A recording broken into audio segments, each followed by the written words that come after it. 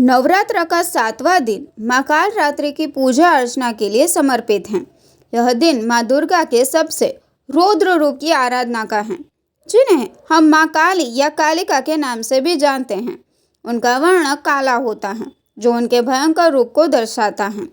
लेकिन याद रहे, यह रूप जितना भयावह दिखता है, उतना ही शुभ और फलदायी है उनके भक्तों के लिए। माँ कालरात्रि की पूजा से व्यक्ति के सभी प्रकार के भय समाप्त होते हैं। तो क्यों की जाती है माँ कालरात्रि की पूजा? माना जाता है कि माता कालरात्रि की आराधना से साधक को तंत्र मंत्र और सभी प्रकार की सिद्धियां प्राप्त हो सकती हैं। यही कारण है कि माँ कालरात्रि की पूजा विशेष रूप से तांत्रिकों और साधकों के बीच प्रचलित है। यह पूजा विशेष रूप से मध्य रात्रि में की जाती है। कहते हैं कि इससे अकाल मृत्यु के भय से मुक्ति मिलती है, क्योंकि माँ कालरात्रि दुष्टों का विनाश करती हैं।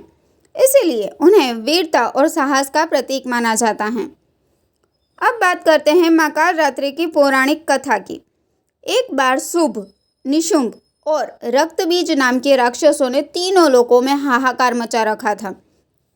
देवता परेशान होकर भगवान शिव के पास पहुंचे और उनसे इन राक्षसों से मुक्ति का उपाय पूछा।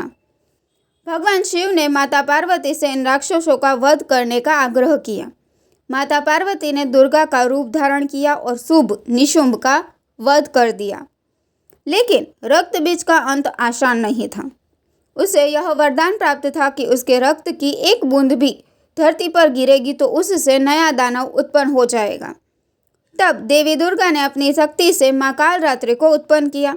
माँ कालरात्रि ने रक्त बीज का रक्त अपनी जिह्वा से सोख लिया, जिससे रक्त बीज का अंत हो सका। माँ कालरात्रि की पूजा न केवल भय से मुक्ति दिलाती है, बल्कि यह हमें साहस, शक्ति और असीम ऊर्जा प्रदान करती है। यही कारण है कि नवरात्रि के 7वें दिन माँ कालरात्रि की पूजा का विशेष महत्व है।